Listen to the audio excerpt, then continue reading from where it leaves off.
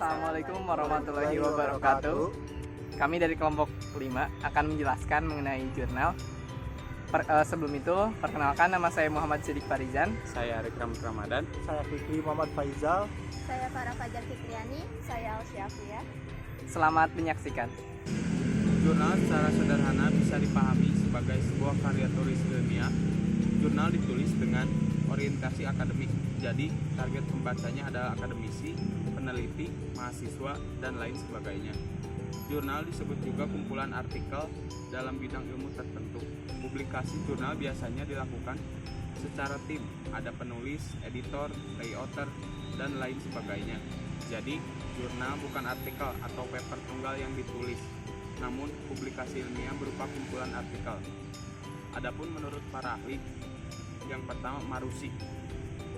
Menurut Marusik, jurnal ilmiah adalah suatu karya yang berisi tentang laporan hasil penelitian yang didukung dengan data yang kuat, sebagai pembuktian bahwa hasil penelitian dapat dipertanggungjawabkan. Yang kedua, menurut Hakim. Menurut Hakim, jurnal ilmiah adalah suatu publikasi yang diterbitkan secara berkala dan berisi karya tulis ilmiah secara secara nyata dan mengandung data dan informasi yang disusun sesuai dengan kaidah penulisan ilmiah. Yang kedua ada fungsi jurnal. Jurnal memiliki beberapa fungsi utama. Yang pertama, penyimpanan pengetahuan. Jurnal menyimpan pengetahuan ilmiah dan hasil penelitian yang dapat diakses oleh komunitas ilmiah dan masyarakat umum.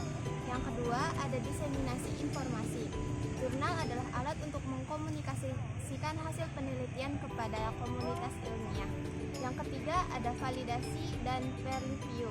Jurnal memberikan platform untuk penelitian yang telah melalui proses peer review yang membantu memastikan kualitas, metodologi, dan validitas penelitian sebelum dipublikasikan.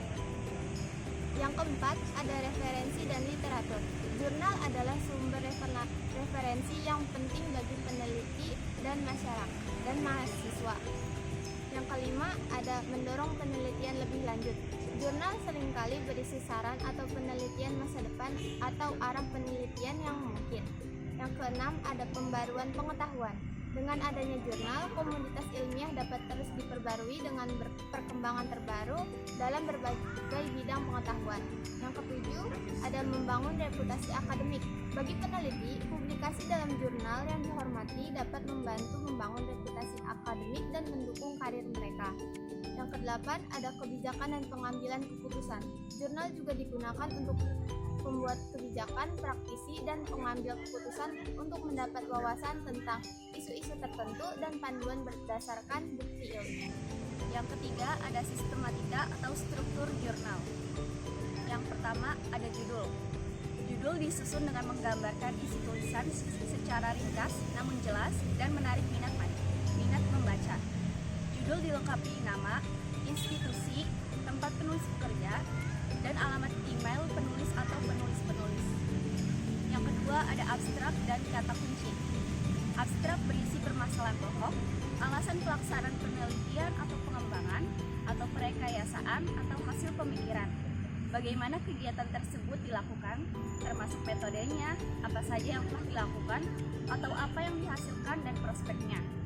Kata kunci adalah kata atau istilah yang paling memengaruhi atau menentukan, mengandung pengertian suatu konsep, mengandung cukup pengertian untuk menyusun indeks atau membantu penelusuran. Dan yang ketiga, ada isi. Isi terdiri dari berbagai macam jenis. Lalu yang keempat, ada daftar pustaka. Daftar pustaka susunannya pustaka acuan disusun menggunakan salah satu standar internasional yang ada. Jurnal ini menganut gaya Turabian Reference List. Lalu banyaknya pustaka acuan, naskah hasil penelitian minimal berjumlah 10 pustaka dan terbitan 10 tahun terakhir. Semakin banyak sumber acuan primer dibandingkan misalnya dengan buku teks, maka semakin tinggi bobot tulisan. Lalu isi kan terdiri dari beberapa jenis. Nah, yang pertama itu jenis isi artikel hasil penelitian. Jurnal ini mengutamakan artikel artikel hasil penelitian yang berorientasi pada penetapan kebijakan atau penelitian yang mengupas atau menganalisis atau menyelidiki dampak dari kebijakan yang telah ditetapkan sebelumnya.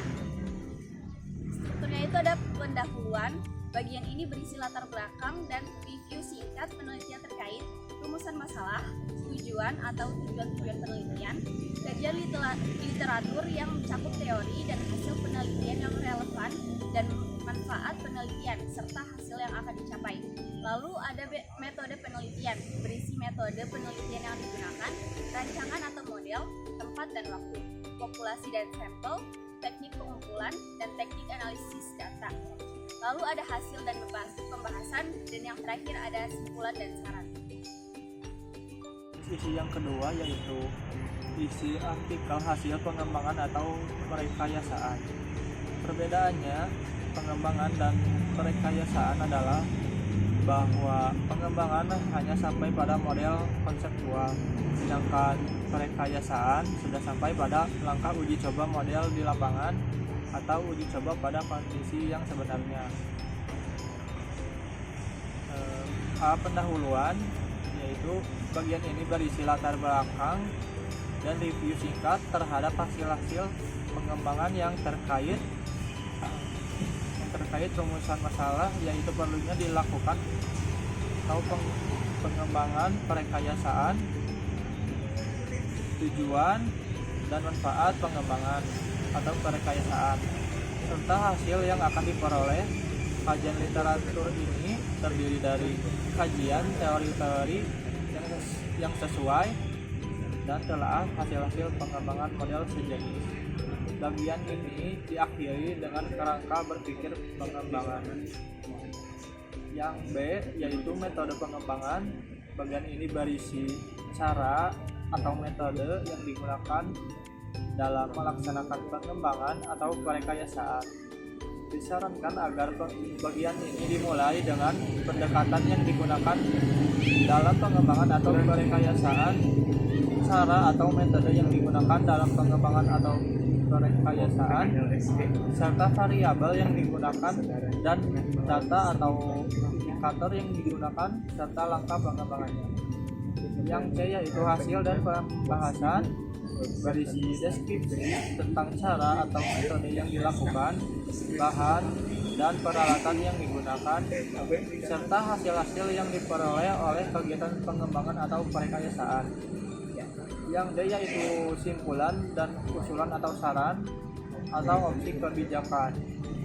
Simpulan ini berisi jawaban terhadap tujuan pengembangan atau merekayasa model, yaitu sejauh mana model yang terkembang sesuai dengan yang diharapkan untuk dihasilkan. Jenis artikel yang ketiga yaitu isi artikel dari hasil pemikiran. Struktur dari isinya yang pertama ada pendahuluan. Pendahuluan ini meliputi latar belakang, rumusan masalah, dan tujuan penulisan.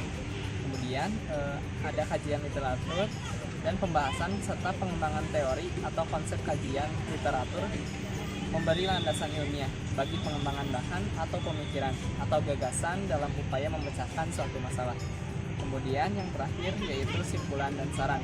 Nah, simpulan ini berisi hasil pemikiran yang sudah disajikan dan usulan kebijakan yang dikembangkan dari ide, gagasan, atau pemikiran.